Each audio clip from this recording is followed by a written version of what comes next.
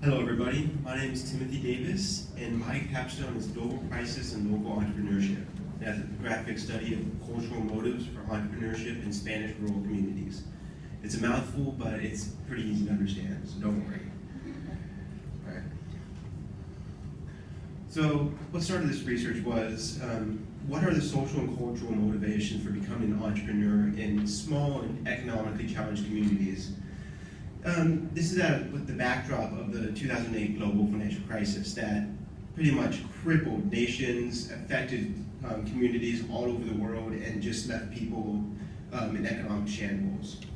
So I wanted to know why people who maybe are struggling so hard decide to live in communities that are just not right or not economically viable.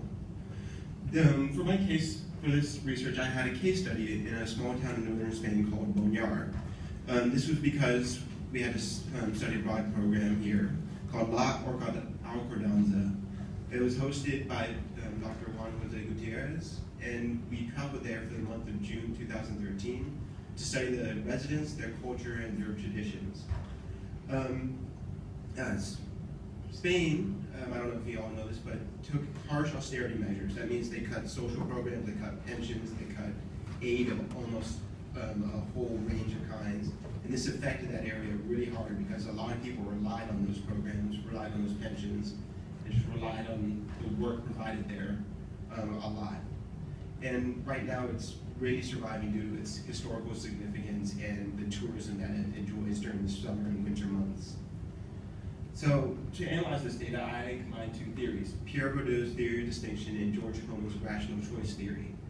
I chose Pierre Bourdieu's theory of distinction because it explains where these cultural motives come from. He says that people's choice, their judgment, their rationale, all come from their upbringing, from their parents, their class, the culture that surrounded them, their community, all those things. While he specifically says it colors their aesthetic choices, I believe that it goes beyond that. It colors even smaller parts of their lives, even if they don't know it. George Coleman's rational choice theory is a social theory, but it uses behavioral psychology principles. It's akin to Pavlov's dog. If somebody likes a reward from an action more than a different reward from a different action, they will continue doing the first action more and more. He spells it out in 5 different principles that will take a while to go through, so I just had to leave it that basis. So I combined these Pierre Bourdieu's with the cultural side of that decision making with George Coleman's actual rationale to combine it so it comes with the source of their actions and how they actually value those actions. My methodology in this area was interviewing, oral histories, and observations. I was able to interview 2 entrepreneurs in the area and learn a lot about their life. We were also given a handful of oral histories from various townspeople about a variety of subjects. As for the observations, I did both participant and non-participant observations, learning about their traditions and cultures and lifestyle. For the literature review, there was basically broken into 3 different sections. What is an entrepreneur? That is, in entrepreneurial studies, a non-definite question. It's fluid, ever-changing. It can go over everything of the values and needs of the person to if they have an innovative idea that they're implementing. So it's not agreed upon, but there are a few that people can choose from. As for the motivations of entrepreneurs, autonomy is one of the #1 cited reasons for people becoming entrepreneurs. The choice to do what they want, when they want it, how they want it, and even tying their work with their own personal lives. As for the reason entrepreneurs succeed, there are many reasons, but a heavily cited one is also the social competence of entrepreneurs.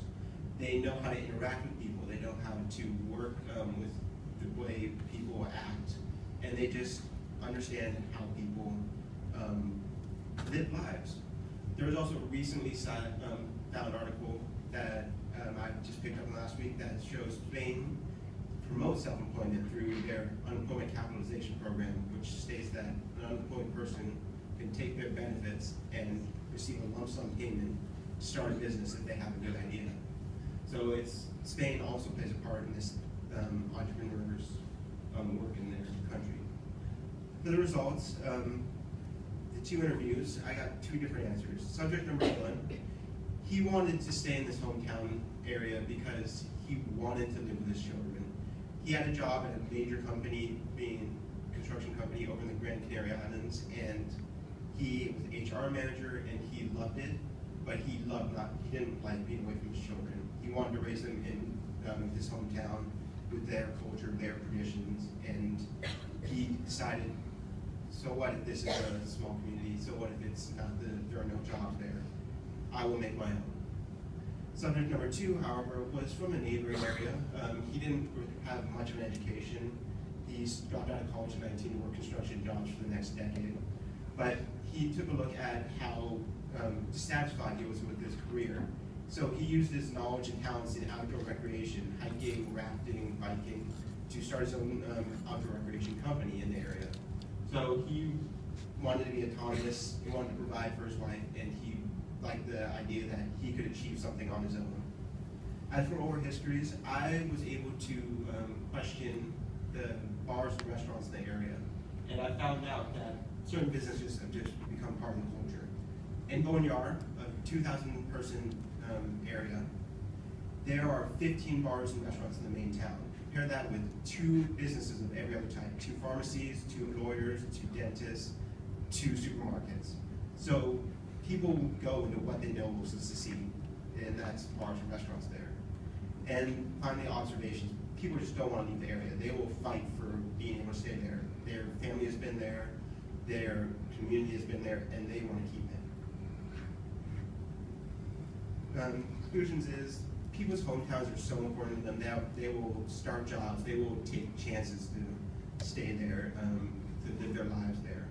They want to continue the traditions that they were raised with. They want to pass it on to their children and their children's children. And people just know what, people in the area and entrepreneurs in the area know what people want there.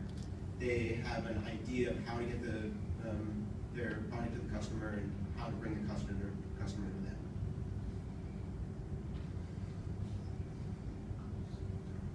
I want to take this chance to thank Dr. Gutierrez for setting up this program, Abel Vargas and Aina Gutierrez for translating for me, Holly White for also helping set up this program, and my dad, Michael Davis, for making so I can go on this program and just attend school. Thank you.